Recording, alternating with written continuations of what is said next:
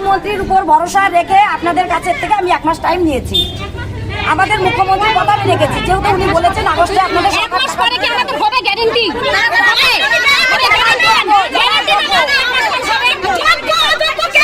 আপনি কি জানেন কারা টাকা পেয়েছে, কারা পাবে? বলতে পারবেন? সেটা হয়তো আমরা দেখবো।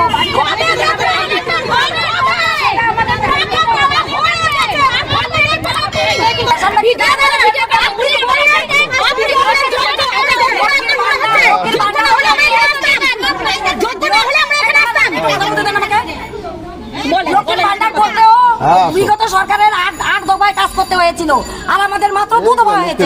কেন আপনারা অস্থির হচ্ছেন? ধৈর্য ধরতে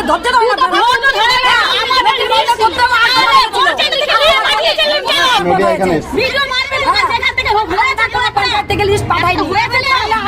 আমারটা আগে হতো, আমি প্রধান, আমারটা আগে হতো।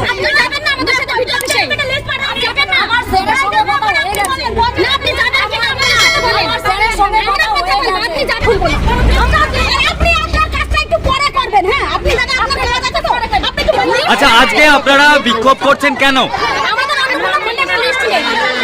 মানে আপনারা অন্নপূর্ণা যোজনার টাকা পাননি? আপনারা অনলাইনে আবেদন করেছিলেন? কারা করেছিল? তারা কি যোগ্য? আপনাদের কি মনে হয়? না, প্রধান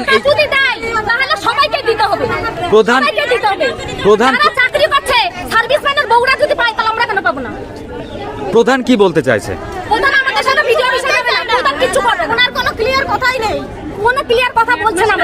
আপনার নাম? নীলম বিশ্বাস। আচ্ছা, দেখা যাচ্ছে এখানে যারা বিক্ষোভ করছে অন্নপূর্ণা যোজনার তালিকাতে নামই নেই এমন অভিযোগ করছে উপভোক্তারা, কি বলবেন?